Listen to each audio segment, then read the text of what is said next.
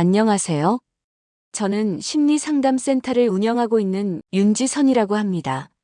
저희 상담센터에 한 달 전쯤 이런 사례가 있었어요. 70대 중반의 상담자 한 분이 오셨는데 첫 인상부터 뭔가 상처받은 느낌이 역력했어요. 평소엔 단정한 옷차림으로 유명하신 분인데 그날은 머리도 제대로 빗지 않으시고 옷도 구겨진 채 오셨거든요. 선생님, 저는 대체 뭘 잘못한 걸까요? 그분의 떨리는 목소리를 듣자마자 뭔가 큰일이 있구나 직감했어요. 알고 보니 50년 넘게 함께 해온 고등학교 동창들과의 모임이 문제였어요. 매주 금요일 오후 3시면 어김없이 만나던 5명의 친구들이 있는데 젊은 시절 뜻을 품고 서울로 올라와 각자의 길을 걸으며 기쁨도 슬픔도 함께 나누던 소중한 사람들이죠. 그런데 최근 몇 달 사이에 이상한 일이 벌어진 거예요. 한 명씩 빠지더니 급기야 모임 톡방에서도 혼자만 빠진 채 친구들이 따로 만나고 있었다는 걸 알게 된 거예요. 선생님, 저는 정말 옛날 이야기만 했어요. 우리가 함께 걸어온 길을 되돌아보며 기쁨을 나누고 싶었을 뿐인데 어쩌다 이렇게 됐을까요? 그분의 눈에서 흐르는 눈물을 보면서 저는 참 많은 분들이 이런 외로움을 느끼고 계시다는 걸 깨달았어요. 우리는 누구나 살아온 이야기를 들려주고 싶어 하죠. 특히 나이가 들수록 그런 욕구가 더 커집니다. 하지만 그 이야기가 때론 듣는 사람에게 부담이 되기도 한다는 걸 우리는 종종 잊어버리곤 해요. 오늘은 혀를 깨물더라도 절대 하지 말아야 할 자랑 5가지에 대해 깊이 있게 이야기해 보려고 합니다. 구독과 좋아요 버튼도 꾹 눌러주시면 정말 감사드리겠습니다. 여러분의 소중한 클릭 하나하나가 제게 큰 힘이 됩니다. 함께 시작해 볼까요? 첫 번째로 해서는 안 되는 것이 경제적 성공에 대한 자랑입니다. 제 상담센터에 최근 들어오신 70대 중반의 남성분이 계신데요. 공기업에서 30년 이상 다니다가 명예퇴직을 하신 분이셨는데 연금이 상당히 많이 나온다고 하시더라고요. 내가 30년 전에 분당에 아파트 3채를 샀거든. 그때는 사람들이 무슨 깡통 아파트를 그렇게 많이 사느냐고 했는데 이제는 뭐 다 나를 부러워하지. 이분은 모임만 나가시면 자연스럽게 이런 이야기를 꺼내셨대요. 게다가 부모님이 물려주신 유산도 있어서 자녀들에게도 여유 있게 도움을 주고 계시다고 하시며 우리 집은 걱정 없어. 자식들도 집 걱정할 필요 없어 라는 말씀도 자주 하신다는 거예요. 처음에는 주변에서 좋으시겠어요 하며 부러워하는 것 같았는데 점차 만남이 줄어들고 계시더라고요. 특히 코로나 이후로 자영업을 하시던 친구분들이 많이 힘들어 하시는 것을 보고서야 깨달으셨다고 해요. 경제적 성공담이 위험한 이유는 단순히 자랑처럼 들려서가 아니에요. 더 근본적인 문제가 있죠. 그분과 함께 모임에 나가시던 한 친구분은 이런 상황이었다고 해요. 자영업을 하다가 코로나 때문에 폐업을 하고 평생 모은 돈이 모두 날아갔다는 거예요. 아들이 결혼을 앞두고 있어서 경제적 부담도 크고요. 그런데 모임에서 부동산 성공담이 나올 때마다 이분은 속으로 죽을 맛이었다고 해요. 나는 뭘 잘못해서 이렇게 됐을까? 저 친구는 운이 좋았나? 아니면 내가 멍청한 걸까? 사람들은 자신의 가치를 돈으로 재단당한다고 느낄 때 가장 큰 상처를 받아요. 특히 노년기에는 자존감이 쉽게 흔들리기 때문에 더욱 그렇죠. 한 할머님께서 들려주신 이야기가 인상적이었어요. 제 친구가 자꾸 자기 주식 수익 이야기를 해요.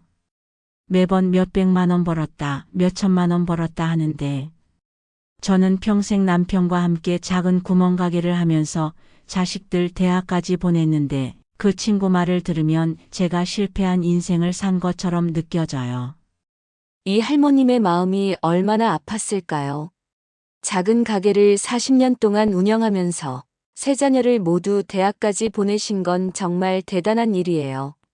하지만 돈에 대한 이야기 앞에서는 그런 성취도 무색해져 버리는 거죠. 여러분, 돈에 대한 이야기는 마치 건강 이야기와 같아요.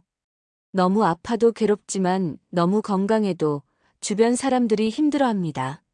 진정한 성공이란 남들에게 인정받기 위한 것이 아니라 내 마음의 여유와 주변 사람들과의 따뜻한 관계에서 나옵니다. 두 번째로 해서는 안 되는 것이 성공한 자식 자랑입니다. 우리 아들이 삼성전자 임원이고 연봉이 얼마거든 딸은 서울대 의대 나와서 강남에서 병원해. 벌써 환자가 너무 많아서 예약도 힘들다니까. 이런 이야기 우리가 얼마나 자주 듣나요? 카페에서, 버스 안에서, 놀이터에서. 어디를 가도 들리는 자녀 자랑 이야기들.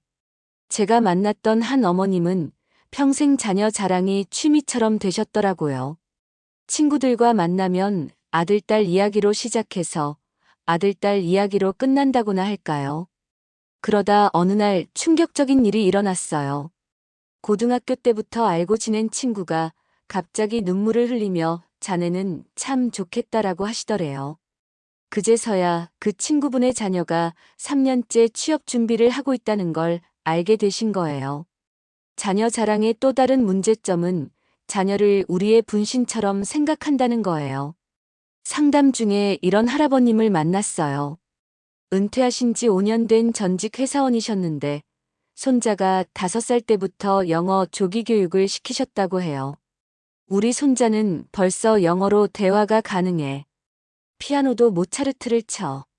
태권도는 벌써 품뛰고 수학은 초등학교 3학년 과정까지 끝냈어. 처음에는 손자가 재주가 많다고 신기해하던 주변 사람들도 만날 때마다 반복되는 이야기에 점점 지쳐가더라고요. 더 큰 문제는 손자가 할아버지를 부담스러워하기 시작했다는 거예요. 이제는 손자가 저한테 오기 싫어해요.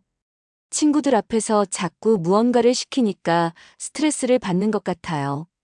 자녀나 손자는 우리의 소유물이 아니에요. 그들도 자신만의 인생을 살아가는 독립된 존재입니다. 그들을 통해 대리만족을 얻으려 하지 말고 우리 자신의 지금 이 순간을 충실히 살아가는 것이 더 중요합니다. 세 번째는 과거의 영광 이야기입니다.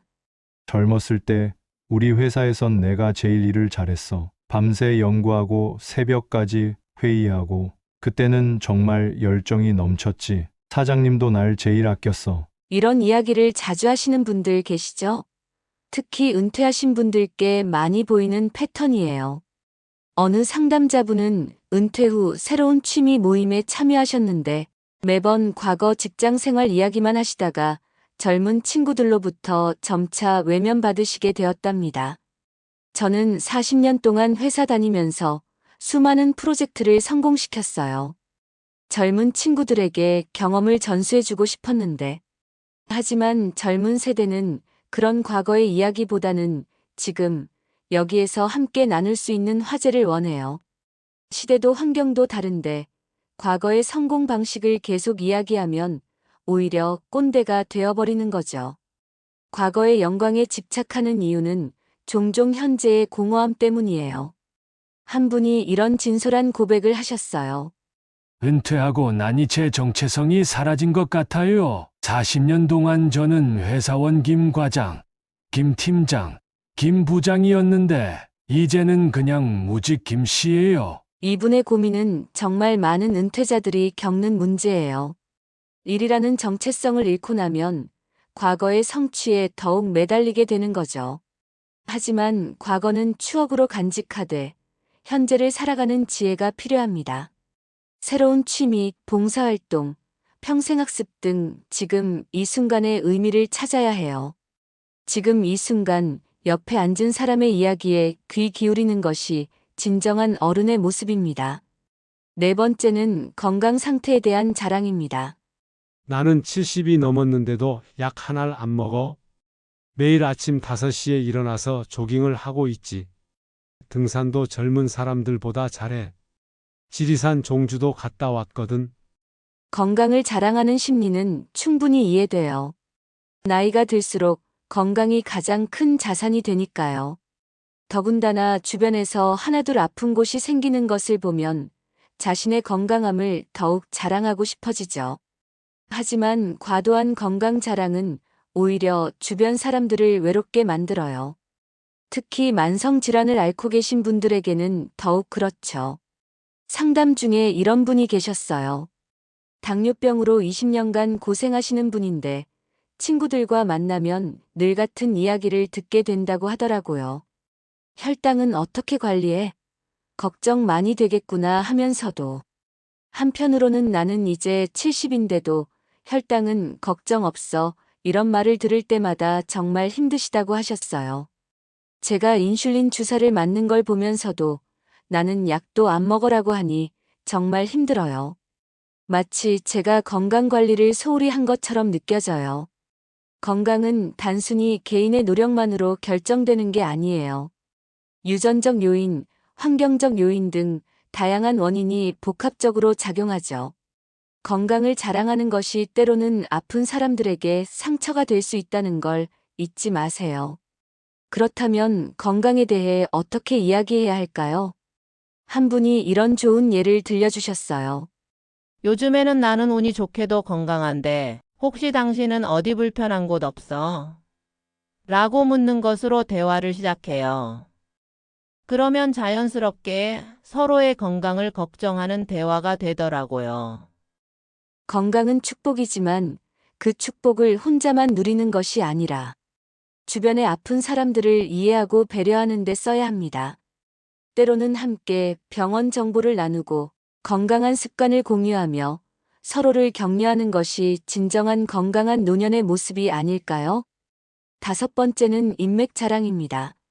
그 사람, 나랑 진짜 친하지. 언제든 전화 한 통만 하면 바로 해결돼. 우리 집안은 원래 누구누구랑 친척이거든. 국회의원이랑도 친해. 이런 이야기를 자주 하시는 분들 계시죠? 특히 젊은 시절. 사회적으로 활발하게 활동하셨던 분들에게서 많이 볼 수 있는 패턴이에요. 한 분은 현역 시절 유명 기업의 임원이셨는데 인맥이 정말 넓으셨다고 해요. 은퇴 후에도 내가 전화 한 번이면 다 해결되라고 자주 말씀하셨는데 그런데 실제로 큰일이 생겼을 때 어떤 일이 일어났을까요?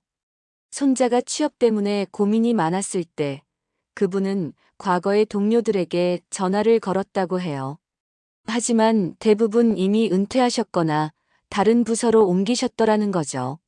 실제로 도움을 받을 수 있는 사람은 생각보다 많지 않았다고 하더라고요. 그때서야 인맥이라는 것의 허상을 깨달으셨대요. 진정한 인맥은 이용할 수 있는 관계가 아니라 서로 도움을 주고받는 관계라는 걸요. 상담 중에 이런 사례도 있었어요. 평생 내가 아는 사람 많다고 자랑하시던 분이 갑자기 병원에 입원하셨을 때 정작 문병 온 사람은 별로 없었대요. 수백 명의 연락처를 갖고 있었는데 막상 아플 때 곁에 있어준 사람은 가족 외엔 거의 없었다는 거예요. 오히려 평소에 조용히 대하던 옆집 할머님이 매일 병원 식사를 챙겨주시고 동네 주민들이 돌아가며 문병을 오셨다고 하더라고요. 아는 사람이 많은 게 중요한 게 아니라 진심으로 대해주는 몇 명의 친구가 있는 게 진정한 행복입니다. 자, 여러분. 왜 우리는 자기 자랑을 하게 될까요?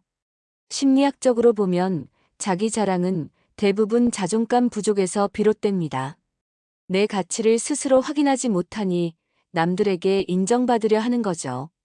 특히 노년기에는 사회적 역할이 축소되면서 이런 욕구가 더 커지기도 해요. 한 분이 이런 통찰을 나누어 주셨어요. 나이가 들수록 내 존재감이 희미해지는 것 같아요. 그래서 더 큰 소리로 제 이야기를 하게 되는 것 같아요. 은퇴 후의 정체성 상실, 자녀의 독립으로 인한 역할 변화, 신체 능력의 저하 등 노년기에는 많은 상실을 경험하게 돼요. 이럴 때 과거의 성취나 현재의 자산을 자랑함으로써 자신의 가치를 확인하려 하는 거죠. 하지만 진정한 자존감은 외부의 인정이 아니라 내면의 평화에서 나옵니다. 나이가 들수록 더욱 그렇죠. 남들에게 과시하는 것보다는 자신의 현재를 있는 그대로 받아들이고 감사하는 마음을 갖는 것이 중요해요. 그럼 어떻게 대화를 이끌어가야 할까요? 핵심은 나에서 너로 말하기에서 듣기로 초점을 옮기는 것입니다. 요즘 어떻게 지내세요? 무엇에 관심이 있으세요? 건강은 괜찮으세요? 요즘 즐겁게 하시는 일이 있으신가요? 이런 질문으로 대화를 시작하면 상대방이 훨씬 편안해합니다. 진정한 대화는 주고받는 캐치볼과 같아요. 내가 던진 공이 상대방에게 편안하게 받아지고 그 공이 다시 나에게 돌아오는 것이죠. 상담 중에 이런 분이 계셨어요. 경청하는 법을 배운 후 놀라운 변화가 일어났다고 하더라고요. 예전에는 항상 제 이야기를 하려고 했는데 상대방의 이야기를 들어주니 오히려 사람들이 더 편안해 하더라고요. 친구들이 다시 자주 연락하고 만나자고 해요. 경청이라는 건 단순히 듣는 것만이 아니에요. 상대방을 이해하려 노력하고 공감하며 때로는 침묵으로도 지지를 표현하는 것이죠. 나이가 들수록 이런 경청의 기술이 더욱 빛을 발합니다. 참된 겸손은 자신을 낮추는 게 아니라 다른 사람을 높이는 것입니다. 한 할머님께서 들려주신 이야기가 너무 좋았어요. 제가 요즘 젊은 친구들한테 배우는 걸 즐겨요. 스마트폰도 그들이 가르쳐주고 새로운 문화도 배우고 그러니 오히려 젊은 친구들이 더 다가와요. 가르치려 들지 않고 배우려는 자세를 갖추니 젊은 친구들도 저의 경험을 더 궁금해하더라고요. 서로 가르치고 배우는 관계가 되었어요. 나이와 경험이 쌓일수록 오히려 더 겸손해질 수 있어야 진정한 어른입니다. 겸손은 결코 주눅드는 것이 아니라 상대방을 존중하고 배려하는 성숙한 태도예요. 관계가 틀어졌다면 어떻게 해야 할까요? 먼저 손을 내미는 용기가 필요합니다. 그동안 제가 말을 조심하지 못해 죄송해요. 이 한마디면 충분합니다.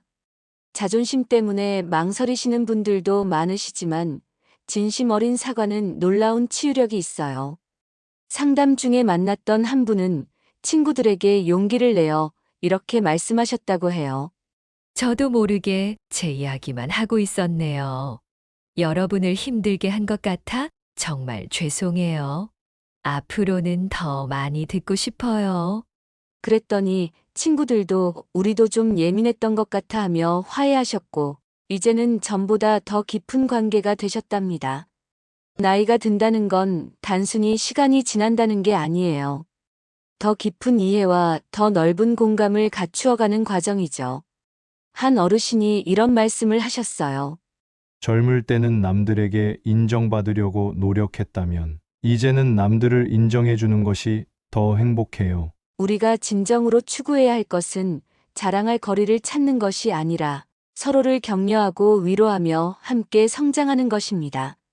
나의 성공이 아닌 우리의 행복을 추구할 때 비로소 노년의 진정한 품격이 빛을 발하게 됩니다.